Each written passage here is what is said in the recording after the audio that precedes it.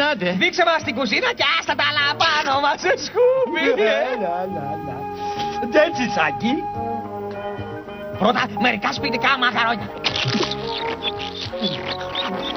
Σκούμπι, μήπως είναι χαλασμένο το μηχάνημα? Εμένα μου φαίνεται εντάξει.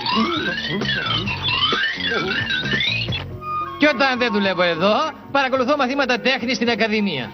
Τι έγινε με το διάσημο πρόγονό σου, το δόγι Μαλβόλιο τον τέταρτο? Παραμένει μυστήριο. Οι θησαυροί του δεν βρέθηκαν ποτέ. Ούτε το πορτρέτο του δεν μπορούμε να βρούμε. Μα κάτι θα πρέπει να άφησε. Μόνο 4 χρυσά μεταγιόν. Σαν αυτό που φοράω και ένα από αυτά που εξαφανίστηκε πρόσφατα. Ορίστε, Σκούμπι. Την έπιασα, Σάκη.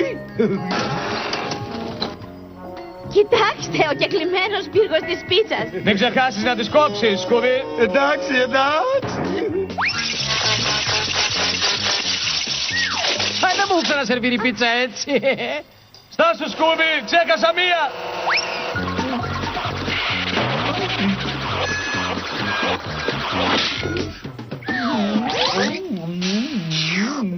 Υπέροχη. Ήταν νοστιμότατη. Ευχαριστούμε, Αντώνιο. Όχι εμένα, το Σάκη και το Σκούμπι. Αντώνιο, με